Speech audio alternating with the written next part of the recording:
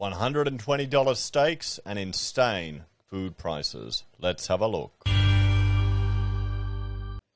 Hello everyone, Florian Heise here, and welcome to another episode of HeiseSays. Grab your stein of coffee. Let's have a look at this article from ABC News discussing the cost of living in some of the remote communities here in Australia. So cost of living is already high in Doomadgee, and residents fear more price hike misery. Now here's the thing, in some of these remote communities, the stores are government run, and these places are really, really remote. So transportation costs are really going to drive up the cost of food, even just in the country. You know, you'll get food fresher and cheaper in the city than you will in the country. I remember we were staying with family on a farm, and they were all eating this frozen crap because it was all cheaper for them, easier to get than fresh food. It's a funny world. Particularly with the remote indigenous communities, you're getting people living far away from health services. They'll be eating the crap food, so all the long shelf life, no refrigeration, seed oil filled crap, and that leads to health issues, everyone. This is a bigger problem than you might think with regards to healthy eating. So Elijah Douglas pays $600 for his fortnightly grocery shop at the local store, 3 times more than he would at the nearest city, but that's 5 hours drive away. He's one of 1,000 residents who have long battled exorbitant living costs in the remote Queensland community of Doomadgee. Let's have a look. Wait, let me find it out. Where are we looking at here? How remote are we looking at it? Okay, yeah, yeah, guys, you're talking remote. Look how far it is from Normanton. Okay, and that's what I'd consider remote. Okay, that's even got a main road there. Let's see, can we see? Let's come on. You're kidding? We don't even have. There you go. It's so remote. It's so remote. Google Earth doesn't even get to it. Well, let's have a look at the highway, a couple of 100 kilometers away, to kind of give you an idea with how remote we're talking here, guys. Okay, there you go. That's the highway. So, yeah, we're talking remote. We're definitely talking remote. So, excessive prices in the town triggered a federal parliament inquiry in 2022 that failed to deliver any meaningful results according to residents. Yeah, well, okay, here's the thing, guys. This is, you're in the middle of nowhere. You literally are in the middle of nowhere. It's going to be more expensive buying stuff here than anywhere else. I mean, look where you are. Okay, here in Brisbane, here Gold Coast, you get it cheap. Even Alice Springs, you even have a way to get a B double out there. I mean, yeah, there's the supermarket, there's the river, there's the airport. If everything's brought in by airport, there you go. I mean, these airports, you see them everywhere. They're very similar designs, but they do the job. And there you go. So you're flying in something like this, or your food, or your groceries, or you're trucking it in. Of course, it's going to be expensive. What do people expect? What can the government do? Unless you need to subsidize the whole town. You need to create incentives to actually get people living here and more business to grow the town. But I mean, what do you got here? Maybe really hot, uncomfortable tourism. You've got natural resources. So those who are already struggling to make ends meet will now face even further price hikes as the ripple effects of conflict in the Ukraine hit the remote areas hard. Well, transport costs.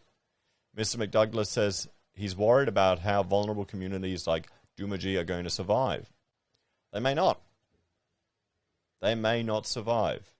Sometimes towns die and people move. That's what happens all the time throughout history. Do we just have to prepare for that, and people have to realize that's going to happen? I mean, can you even farm out there? I doubt it. Maybe run some cattle if you're lucky? So We're already barely getting by. The prices are just insane. I pay $120 for a rump steak, he said. I pay $600 for my big shop at the store. Is that just him? That's compared to $200 if I go to Mount Isa. So if he's going to Mount Isa, I mean, there's Mount Isa, guys. I mean, that's... I wonder if he's counting the petrol to go down there. That's going to be a mission to get to Mount Isa from there, everyone. I mean, the furthest inland I've managed to make it is Longreach. And that was bloody hot and uncomfortable, guys. I did that for a project, for work. So, I mean, Queensland, it's a big state. There's a lot of it. Everyone seems to think it's just here. This is the important part. Everyone up north here wants to separate because no one pays attention to them. And everyone in the mainland, inland is just forgotten. At least that's what it feels like. Out here, we're living paycheck to paycheck. And we share a lot between families because sometimes people just don't have enough. The only grocery store in Doomadgee is run by the Community Enterprise Queensland, CEQ, a not-for-profit government statutory body. Okay, we've heard about this lot before, like on some of the remote islands there, where just, even if they're not running for a profit, they're going to have huge costs getting the stuff out there, guys. It's expensive. The organisation has indicated that prices of grocery items may increase in line with rising costs across the industry. We're expecting food manufacturers to start some creep in prices due to freight costs.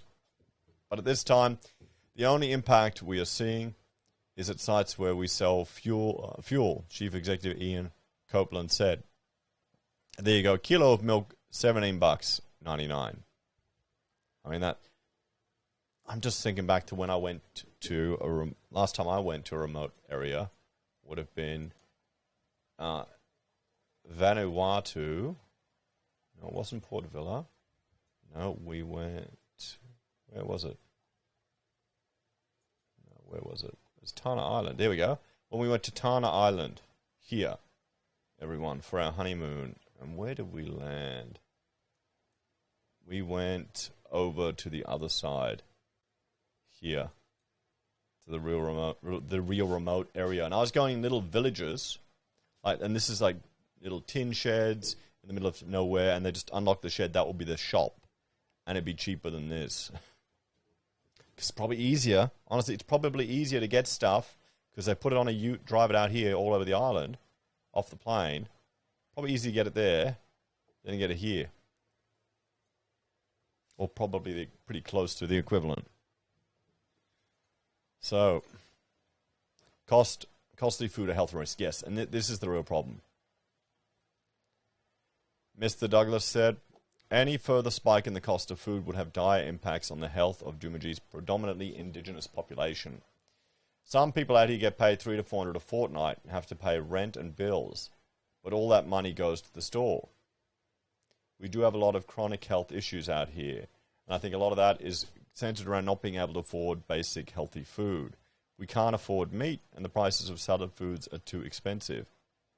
Yeah, I bet you he's right on the money. Yeah, that's the thing. You're eating seed oil and processed crap because it's shelf stable. They don't need to refrigerate to get it out there. So, we love our food. A lot of us watch those cooking shows and we want to make those real nice meals, but the cost of the ingredients are just too much.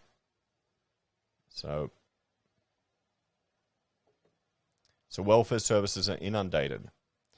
About 450 kilometers south of Doomadgee, in the outback mining community of Mount Isa, the number of homeless people jumped by at least 380 individuals last year, according to government records. Welfare organisations have been stretched thin, with increased numbers of people accessing their services during COVID-19. Now they're bracing for even more clients. We've been seeing an increase in people accessing our services over the last 12 months, especially during COVID-19, said Centrecare North Queensland Homelessness Program Manager, Breeze Thodson. As living costs increase, we're definitely expecting more people to come to us. In Mount Isa, our clientele are predominantly Indigenous, but we're seeing that change as a lot more people from different areas and backgrounds access our services. The Mount Isa Men's Hostel has also been inundated with those needing mental health and emergency accommodation services.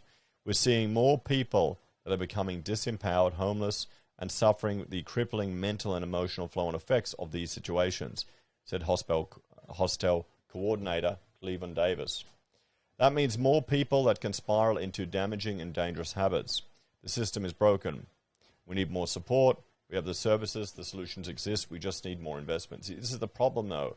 You keep throwing money at these problems. They never seem to get fixed, ever.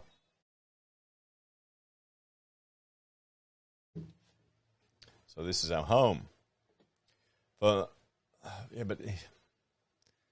that's the problem. What are they doing to survive out there? How are they earning money? Is it a home where you can afford to import all these goods and services? You've got to generate some income.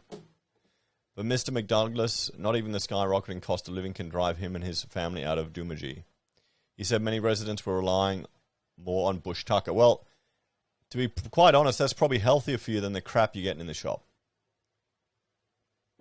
If you look at the traditional, like the photos of the Aboriginal men years ago, hundreds of years ago, to now, they've all adopted the Western diet. And they were not, as chubby as we were back then. You look at the bush tucker, you look at the, witchetty grubs, just the amount of fat in something like that. It's brilliant. It's good food. Here's the thing. We've really lost a lot. All about we need to think back to the tribal heritage of all of our civilizations, what we ate and how we survived. Going full bloody, you look back. Did I do a video about this, about full meat-eating tribesmen? Anyway, this is our home. We love our land. Now we are fishing a lot, living off kangaroo, wallaby, turkey, whatever else we can get. He said, that's probably better for you. We're struggling here, but we love our home and we're not going anywhere. I just wish they'd give us more of a fair go. Yeah, mate, fair go. It's not really a thing, honestly. Your best bet is to double down on this, on being self-sufficient, on fishing, using that to supplement your food and your meat and everything, and limiting what you're spending your money on in the shops. That'd be what I'd recommend. It'd be bloody hard. But see, look, the nice picture they have here, all the fruit and veg. That's not what you can afford. You'll be buying all prepackaged shit. Let's have a talk about this one.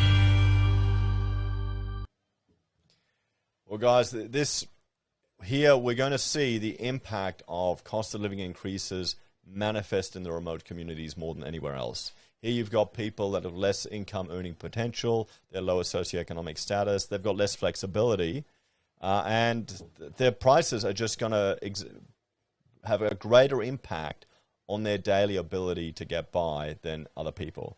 You'll see it here in the country more than in the cities. I think they're on the right track, to be quite honest, on eating more traditional foods.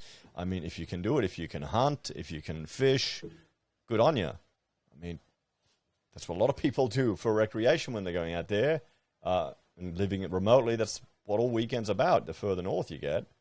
And if you can feed your family, go for it. Frankly, I think you got more chance with that than with expecting the government to give you a fair go. Maybe I'm just too cynical about it. But this is something we definitely need to keep an eye on, everyone, because this is where people are going to feel it first, and it's already starting. What do you reckon? Let me know your thoughts and opinions on this one in the comments down below. If you're a fan and enjoy the content I create here, there are a few ways you can help out. You can join us on YouTube or Patreon. Sign up for SelfWealth or Stake, or use our affiliate links at Amazon, eBay, Independent Reserve, or AussieBroadband. Take care, guys. Have a great day, and I will point you to a video about Frydenberg looking to address the cost of living for the upcoming budget. It's going to be an issue for everyone. See you later.